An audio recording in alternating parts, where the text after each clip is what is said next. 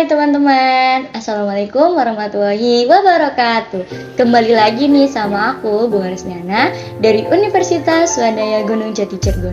Teman-teman tahu nggak, kalau SDM yang berkompetensi itu sangat berpengaruh loh di perusahaan. Maka dengan itu, di pembahasan kali ini kita akan belajar tentang kompetensi based learning atau pembelajaran berbasis kompetensi. Yuk, mari kita simak videonya. Oke, jangan lupa disimak sampai selesai ya.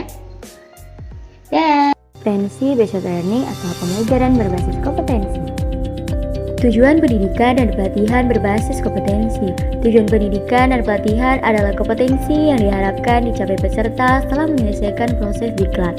Kompetensi berbentuk kinerja atau untuk kerja yang baik dalam bidang kehidupan atau pekerjaan. Kinerja yang baik dapat dicapai berkat kemampuan menerapkan pengetahuan, keterampilan, dan sikap perilaku.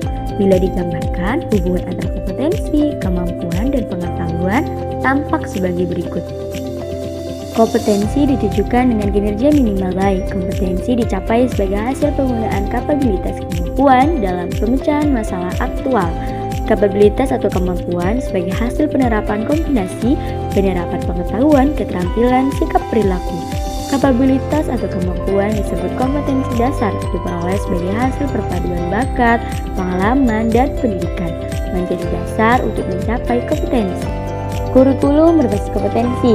Kurikulum berbasis kompetensi adalah kurikulum yang ditunjukkan untuk menciptakan tamatan yang kompeten dan cerdas dalam membangun identitas budaya dan bangsanya. Kompetensi yang dikembangkan. Kompetensi yang dikembangkan berupa keterampilan dan keahlian bertahan hidup dalam perubahan, pertentangan, ketidakmenentuan, dan ketidakpastian, dan kerumitan dalam kehidupan. Desain dan pengembangan sistem. Desain dan pengembangan sistem pembelajaran dengan seluruh komponen di dalam harus difokuskan pada tujuan pembelajaran yang berisi kompetensi. Pembelajaran berbasis kompetensi tidak hanya difokuskan pada pencapaian peserta diklat, tetapi juga pada pencapaian pengajar. Kompetensi awal dan karakteristik awal peserta didik dibagi menjadi 3 pihak. Pihak yang pertama adalah pihak yang paling berkepentingan dalam hasil pembelajaran di masa depan.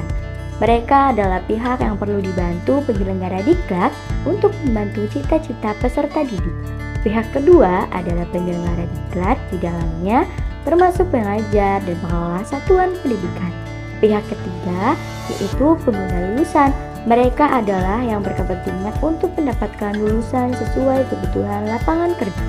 Kompetensi dan pengukuran hasil belajar. Pada akhir proses pembelajaran, pengajar, peserta diklat, dan masyarakat ingin tahu bagaimana hasil pembelajaran. Pada saat pembelajaran perlu membuat alat pengukuran yang dapat mengukur kompetensi yang dimaksud dalam tujuan pembelajaran. Alat ukur yang dinyatakan valid dan alat ukur yang dapat mengukur sesuatu yang harusnya diukur. Reliable. Teman-teman, di sini ada tabel perbandingan kemampuan dan kompetensi. Kemampuan dalam kawasan pengetahuan keterampilan, sikap, atau kompetensi dasar. Yang pertama, kemampuan menjelaskan cara membuat proposal penelitian. Kompetensi yang didapatkan, membuat proposal penelitian yang baik. Kedua, kemampuan cara penulisan laporan penelitian. Dan hasilnya, membuat laporan penelitian yang baik. Yang ketiga, menguraikan cara penggunaan peralatan laboratorium fisika dengan baik. Kompetensi yang didapatkan, menggunakan peralatan laboratorium fisika dengan baik. Menguraikan cara sopan santun dalam kehidupan masyarakat. Kompetensi yang didapatkan, berperilaku sopan santun dalam kehidupan masyarakat. Dan yang kelima, menguraikan bentuk perilaku gotong royong sesuai ajaran Pancasila. Dan kompetensi yang didapatkan, bergotong royong sesuai ajaran Pancasila. Selanjutnya, hubungan kompetensi dan strategi pembelajaran. Pada saat pembelajaran diharapkan dapat melaksanakan kegiatannya secara bertahap, yaitu yang pertama, menentukan tahapan dan langkah kegiatan pembelajaran dengan urutan isi yang diserahkan pada pencapaian kompetensi. Demikian pula pada saat menentukan metode, media, alat, dan alokasi waktu harus mempertimbangkan kesesuaian unsur dalam strategi instruksional dengan kompetensi dalam tujuan pembelajaran. Yang kedua, pengajar melaksanakan rencana strategi pembelajaran yang telah disusun dengan memasukkan upaya pemberian motivasi sepanjang proses pembelajaran.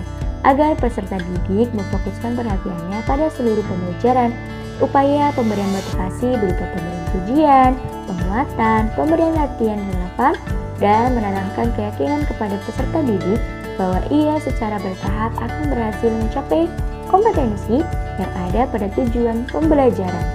Hubungan kompetensi dan pengajar atau fasilitator. Terdapat 5 hubungan atau alur tahap pada berikut ini. Yang pertama, fasilitator perlu menguasai bahan pembelajaran dengan baik atau sangat baik. Dengan penguasaan bahan pembelajaran, ia akan mampu tampil meyakinkan pada saat mempresentasikan isi bahan atau saat menjawab pertanyaan peserta didik. Yang kedua, fasilitator perlu terampil merancang dan melaksanakan strategi pembelajaran, meliputi tahapan pembelajaran runtut saat menyajikan isi pembelajaran, menggunakan berbagai metode, media, dan alat, mengelola waktu secara efisien, motivasi penguatan, dan penghargaan sepanjang proses pembelajaran. Yang ketiga, fasilitator perlu mampu menggunakan sumber belajar yang tersedia di perpustakaan, peralatan laboratorium, ruang pembelajaran, dan mampu menciptakan sendiri sumber pembelajaran lain jika sumber belajar ideal tidak tersedia. Yang keempat, fasilitator mampu merancang dan menggunakan alat pengukuran yang baik sesuai kompetensi dalam tujuan pembelajaran. Alat pengukuran yang baik dilihat dari validitas, reliabilitas, dan kepraktisan penggunaannya. Dan yang kelima, fasilitator mampu memperoleh dukungan tenaga pendidikan dan pengelola satuan pendidikan di tempat kerja. Dukungan tenaga kependidikan berupa penyediaan ruang pembelajaran dan peralatan yang tersedia dari pimpinan satuan pendidikan, mendapatkan keleluasaan berkreasi dan berinovasi dalam melaksanakan pembelajaran.